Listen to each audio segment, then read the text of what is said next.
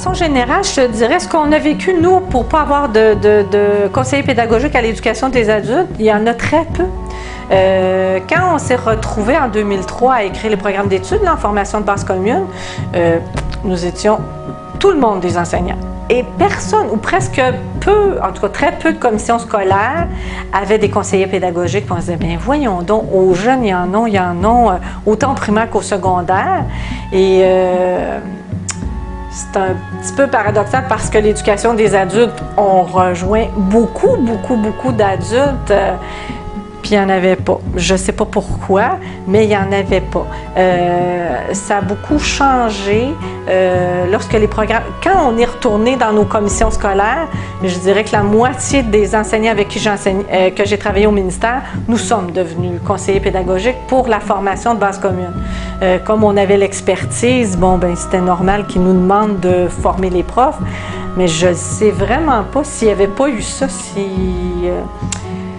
Le ministère a investi aussi pour l'embauche de conseillers pédagogiques parce que les profs, à un moment donné, on a beaucoup de réunions dans une année, puis ça, je pense que si je dis que c'était comme ça en grandeur de la province, là, c'est pas juste chez nous. On a des réunions, je dirais, organisationnelles. Mais des réunions de pédagogie en tant que prof, là, j'en ai très peu vécu.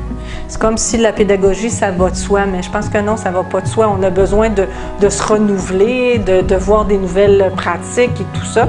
Et comme souvent, on est cantonné dans notre commission scolaire, on ne sait pas ce qui se passe ailleurs, là. Ouais, c'est un peu dommage, ouais.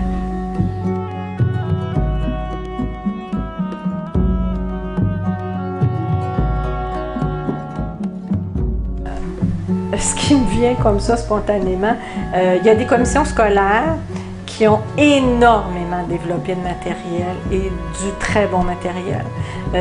Mais derrière ça, il y a eu les directions de centres qui ont libéré les profs, qui un peu obligés à implanter, mais ça fait une cohésion d'équipe et ils ont développé vraiment du beau matériel. Mais je ne sais pas combien de commissions scolaires on est au Québec, là, une centaine, là, mais il y a près de la moitié qui ont implanté à différents niveaux.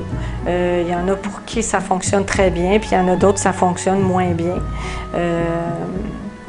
Les petites commissions scolaires, je te dirais, ont peut-être des avantages sur les grosses commissions scolaires, comme à Montréal. Nous, il y a plus de changements de personnel à chaque année. C'est comme toujours à recommencer. Si tu es en région, ben tu n'iras pas dans un autre centre. De toute façon, il y en a juste un ou deux. Fait que, mais ici, ça bouge beaucoup. On dirait que depuis les 3 dernières années, on recommence la formation, on recommence la formation, on recommence la formation. Nous, on a un centre qui implante depuis le début et ça va de mieux en mieux. Et même quand on entend parler les profs, elles sont contentes parce qu'ils ont du matériel, elles sont prêtes. En tout cas, c'est beaucoup plus sécurisant de travailler pour le renouveau quand tu as tout ce que tu as besoin. Ouais. Salut les filles! Ben oui! Excusez, salut!